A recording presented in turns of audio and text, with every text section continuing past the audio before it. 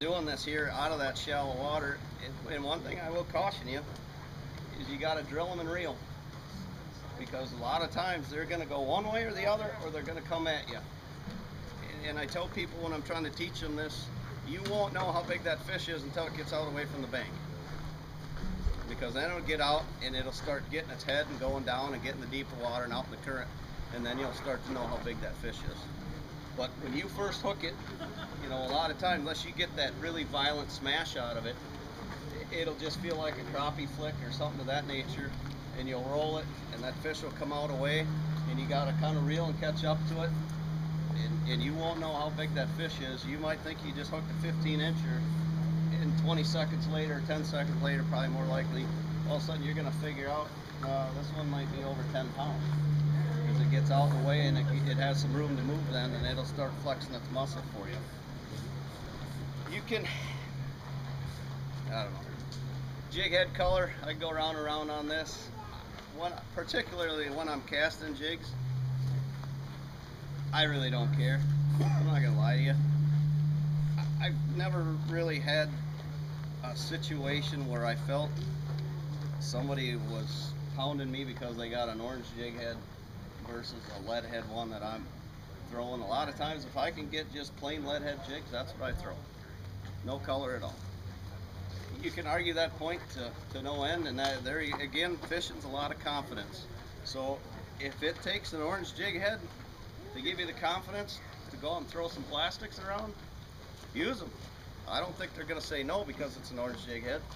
I'm just saying I have never really felt like an orange versus a black versus a green has made that much difference anyways. I've kind of got a saying I use with this.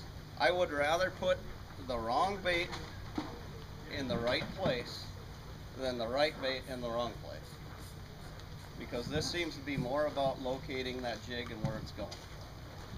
Okay, it doesn't seem to be, it's like if you get it in front of them, a lot of times they'll eat it. But you can throw the perfect color for that day, the perfect jig head, the perfect weight, but if you don't hit the spot, they're not going to eat it. You're not going to catch them. Okay? Another little trick I try to teach people with this is 90% of the cast seems to be setting it up once you figure the fish out. Where they might be laying on that bank or whatever. I tell people to remember where your jig hit. Don't worry about where you caught the fish. Remember where your jig hit, where you threw it to, where it hit the water, because you need to go right back into that spot to replicate where you caught the fish, especially in the current. It doesn't matter if I caught it out here. If I throw the jig out here, I'm not going to get to it. It'll sweep away from them. I probably have to throw back up here and work it back down to them to get them. So always try to remember where you physically hit the water with that jig. So if you catch one, you can throw right back in there and duplicate that sweep again. That's kind of a little tip that, like I said, just because I caught it out here, the only way I'm going to get to it out here is if I throw in there and let it sweep to it. Okay? Make sense? Especially in the current, because otherwise it's just going to blow over the top of it. But at the same token, you do want to know where you hook the fish too, so you can be ready the next time. It's usually a pretty distinct thing when they hit it. It's like they hate it. They just blow up on it and let it have it. So, but you got to hit them quick. They'll spit it out about faster than they ate it. So you need to hit them quick. The differences in plastics, yeah, I have thousands of plastics in my truck and in my boat. Your Moxies, they all have their time, and there are days when a certain profile will definitely outfish anything else. I'm just saying, this is probably my best search tool is a ringworm. It's probably what I catch the most fish on. I also catch big fish on it, but at the same time, if I'm looking for a really big fish, and that's what I'm looking for is that one bite, I probably will switch to like a 5-inch K-grub or a big Moxie also. But if I'm just searching, looking for them, trying to figure them out, I'm probably going to be throwing a ringworm. Like I said, I've got tons and tons of them. I probably use the same 6 all the time. It's just, that's my confidence, and that's what I go to. Anybody have any questions to this point, kind of what I've covered here? Brett, when you say you hit them with, you know, the extra fast tip, is that what weight rod are you using? Like, is it medium? This is like this one here is a 6/8 medium power extra fast St. Croix. The stiffer the better. Really, I don't know, like I said, when I started doing it, I was using those All-Star bass rods. And after I switched away from it, it was like I couldn't set it hard enough. And I drill them. That's the other reason I use monofilament line. I mean, when I set the hook, it's like I'm pissed off at the world because I cross their eyes and try and rip them right out of there. What line weight are you using right there? This is 8 on here. I fluctuate between 6 and 8. That's a good point to bring up because that makes a world of difference too. You know, your line diameter will totally change your fall rate of your jig also. Obviously, the heavier the line, the bigger the diameter, the slower it will fall. So little tweaks like that come into play certain days, you know, when you're fighting a wind, or it's that one little adjustment, switching from a 6 rod with 6-pound test on it to one with 8-pound test. If you're just a little too heavy, it can be all you need. The other trick is tear a little more off the plastic. Instead of tearing an inch off, leave the whole ringworm on there. In general out here, have you got a recommendation as far as don't go any deeper than 12 feet, 10 feet? I know you're saying pretty shallow, but yeah. I see a lot of guys out 20-some feet. You'll catch more saugers out there than you will walleyes. I would say a general rule, 10 feet or less. If you had to look at one column, and once the cold water period hits, 10 feet or less. If you've ever had it, I mean, there's times I watch them break the surface when they hit it. You know, they're in that tight. So I'm not saying they don't live out there, but the general population, I believe, is in shallower. This also works for saugers out deeper. Obviously, you're probably gonna, you know, use a heavier jig and whatever. But most of the time, would you agree, Randy? Randy? Yes, sir. You guys have been here forever. I was just taking your picture. You're older than dirt, but you've been here forever. 10 feet or less? Oh, for sure. You know? 10 feet or less, 85% of the time. Yeah. You could think back through all the big fish you've caught here, particularly in the fall and winter. I would venture to guess most of them have been under 5 feet a lot of times. A good percentage. Yeah. No doubt. Yeah. That's just, and they're typically in there for a reason. They're eating. You know, a lot of times they're chasing bait up on the bank or whatever they're doing in there. But definitely key in shallow. Time of day will become very crucial here too as this water filters out, and it's probably going to filter out pretty early this year. Once this water gets really clean, don't generally expect to go out at noon in the middle of the day and go pitching jigs to riprap or a sand flat somewhere, shallow sand flat, and catch a bunch of fish. I mean, they're walleyes. They're sensitive to light. It could be an hour window in the morning, an hour window at night, and then you might as well go vertical jigging for the rest of the day. When do you target sand? Sand? Year, time of day? Yeah, I mean, definitely later in the winter. I start looking towards the sand more and more and more, but I generally look at both of them. You know, start on one. If it's not working, switch. Like Randy always wants to say, they're fish being fish. You know, there is no exact rhyme to reason to what they do. So you just kind of got to go fishing. But this is a good search tool. I mean, you can cover some water doing this.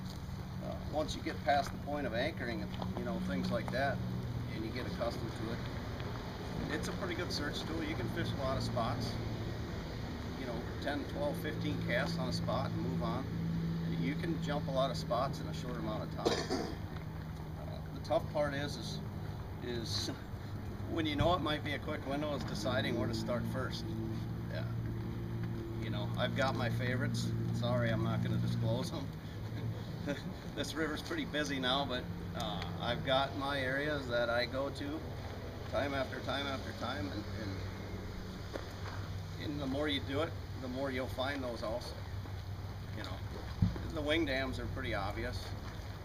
You know, it's a good area to look. The lock rock's pretty obvious. So you just got to kind of get out there and do it. Anywhere you can find a fluctuation or difference in the current too is a grand place to look. Okay, you know, I mean, I think most people understand what like a current seam is, or how to read a current seam or pick one up. It's where two different speeds of water are meeting, whether it's from an underwater point or an out of water point, or you know, whatever it is changing that current. You get a neutral spot in there, in that current, where the two speeds are meeting, and that's where fish like to lay. Either just inside it, just outside it, or right in it. Some seams are huge, very big. You know, you'll get some big ones coming off the wing dams. Some of them are very small, coming off a Little Rock Point or something. There'll be a very, very small spot that you want to throw into. And most of the time that's where you catch them. It's pretty specific targeted spots at times. But like I said, as the water clears out, you know, you get a high bluebird day like this, it's probably not going to be the best pitching day. You know, start when it's cloudy, or start first thing in the morning. If it's not working, you know, move on. There's days you can go out and cast 1,000 times and never catch one. It's just the way it is. But then there's days, the next day, something changed, things are just right, and you might catch 30. You know, typically, if I could go out and catch 10 to 15 fish a day casting, that's a pretty good day in my eyes. Because generally through those 10 to 15 fish, what you'll notice is by doing this, you'll catch more quality fish doing it too, versus anything else you do. So if you can go out and be targeting bigger fish as a general rule and catch 10, 15 fish in a day, to me that's a success. If you want to come out here and catch your 50, 60 fish in a day, you're probably better off to go vertical jigging plastics in the cold weather and you know, come floating down the middle of the river with menage of boats like everybody else and fish saugers, because you'll catch a lot more of them doing that. Brett, question. One of the things I do sometimes, I get real stubborn. I'm going to pitch all day no matter what. Yep. What would, you're pitching for a while, then what would be your plan B? I mean, what would you do The next? first adjustment, just we'll use today as an example, I'd definitely go deeper. You know, I'd kind of lose that rule of the shallow water, and I would move and bulk up a little bit, go heavier on my jig, and try deeper, because there's less light penetration down there. And still off like the rocks and stuff like that, whatever you normally. Yep. Just go deeper from there. Yep. Fish it deeper. Try that first, and fish more of the base of it, And then plan C? and then Go to the bar. Grab a Plan beer. C. Yeah. Go to Mississippi's. Plan B, use the banks to your advantage and try to find, you know, maybe a shade covered section of rock or something, or sand that's got, you know, the sun's beyond it. There's enough twists and bends in this river that you can generally find some shade, at least anything you can do to cut the light. And there's a day where fighting through a little bit of wind will probably help you too, because you're going to get some ripple on the water, and again, it's going to cut that light penetration down, and it'll tip the odds in your favor. But as much as I love doing it, and I'll stick to it, there's days when I absolutely get my tail kicked doing it. You know, they're just not going to eat until that magic half hour, you know, as it starts, you know, getting light or getting dark. So, but to a point, at some point in time, if it's windy, it's hard to go deep too and pitch. You might be better off to switch and go vertical with it. When do you go hair versus plastic, Brad? This time of year, I would start until the water gets colder. I would be throwing hair jigs probably today. You ever combine the two? Yeah, I play with that. It's pretty good. You know, put a real short 2-3 inch ringworm out the back, Mini twist the paddle tail. Yep, little paddle tail. I Sure. caught my biggest fish that way. Yep. Yep. Did you need the hair? I don't know. Did you need the plastic? Doesn't matter. I just needed that current seam. Yep. It's that whole theory of throwing it into the right place. Yep. And the more you recognize those right places, the more effective you'll be with it. But I don't know if Mike W. sitting around here, he's saying, well, you and Mike were throwing hair today. I said, did you put meat on it? No. The only meat I put on is walleyes, he said. You know, I don't, if I can avoid minnows, I do. I don't know why, but I'm just kind of anti-minnow. But if you have to build some confidence, throw a minnow on your ring. If that's what it takes until you start catching fish, do it. Bye, guys. You know, do you need to? No. And it's not an exclusively cold water temp thing either. I get one of the things with tournament fishing for me, I get the luxury of the challenge of going all different places all over the Midwest and putting bites together, and there's certain spots that we go to. For example, I was out at Lake Oahe in July. I think the water temp was well into the 70s at that point, 72, 3, whatever it was. And I was catching them on plastics, both pitching them and vertical. So it's not an exclusive cold water thing, but here it really seems to trigger it and really kick it in to a higher pace as that water gets cold. But the hair jigs is always an option. I just tend to go away from it more when it gets colder. I'm not saying they wouldn't work, but by then I'm pretty much throwing plastics. I'm stubborn, and that's what I'm going to do. I've just caught so many fish and so many quality fish here doing it. This is what I have my confidence in. And then you come back to that confidence phrase. It's just what you do. But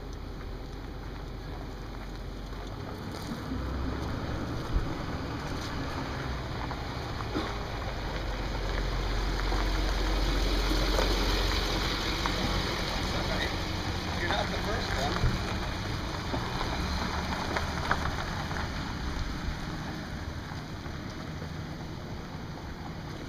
How many people agree with me on the jig color thing? Weight versus color all the time. Yep. Definitely. Yep.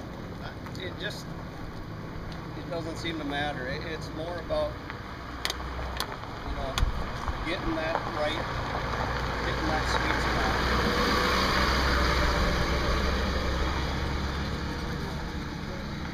What's your favorite color of hair? Favorite color of hair?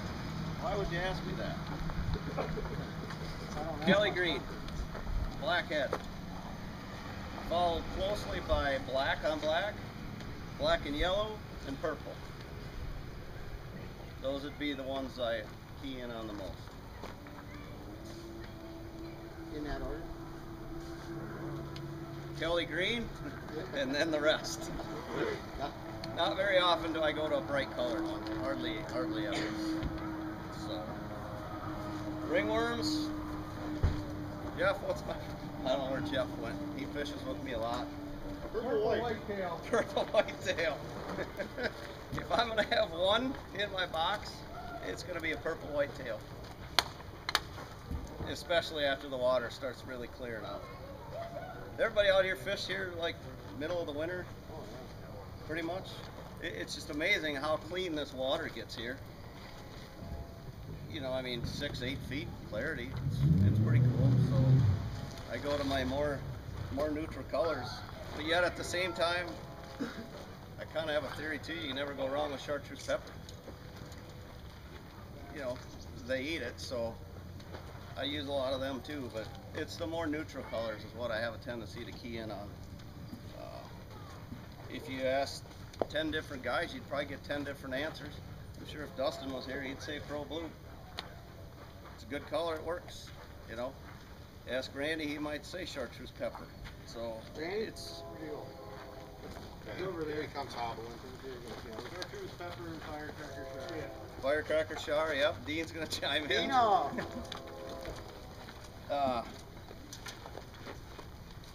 So, if you're starting out, get yourself 6 basic colors.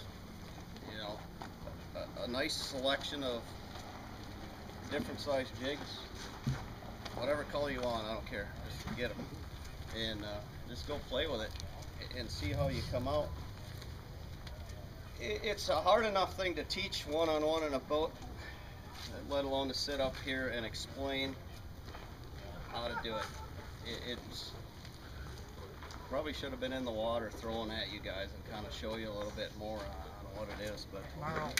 If we'd be wet, you'd still be dry. So right. that wouldn't work. There's Do you ever visualize in your head the fall of the jig? yep, I do that all the time.